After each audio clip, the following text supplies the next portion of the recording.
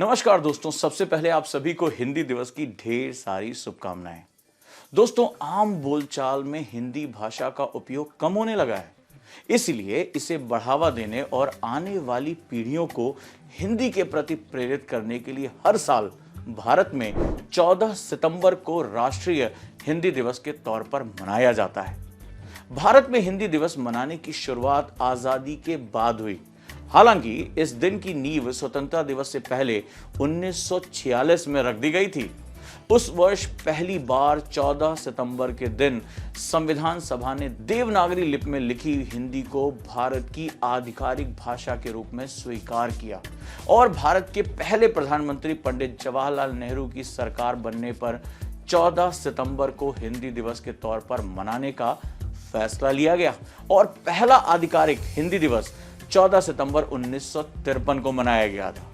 लेकिन आज हिंदी दिवस के मौके पर हम बात करेंगे पारंपरिक ज्ञान और आर्टिफिशियल इंटेलिजेंस यानी एआई के बीच के दिलचस्प संबंध की, जिसका असर हिंदी और हिंदी जैसी अनेक भारतीय भाषाओं पर पड़ता है। दोस्तों, भारत में 22 भाषाएं हैं, जिसकी 72,507 लिपियां हैं। देश में इतनी बड़ी डाइवर्सिटी के बीच हिंदी वह भाषा है जो उत्तर भारत में अनेक राज्यों में बोली जाती है।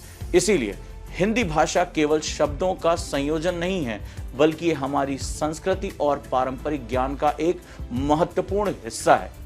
तो आखिर ऐसा क्या है जो पारंपरिक भाषाओं को एआई मॉडल से जोड़ता है?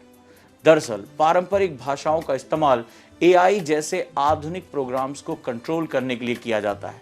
उन एआई मॉडल के इस्तेमाल से भाषा का अध्ययन होता है, उसके संरक्षण यानी प्रोटेक्शन की तरफ कदम बढ़ाए जाते हैं।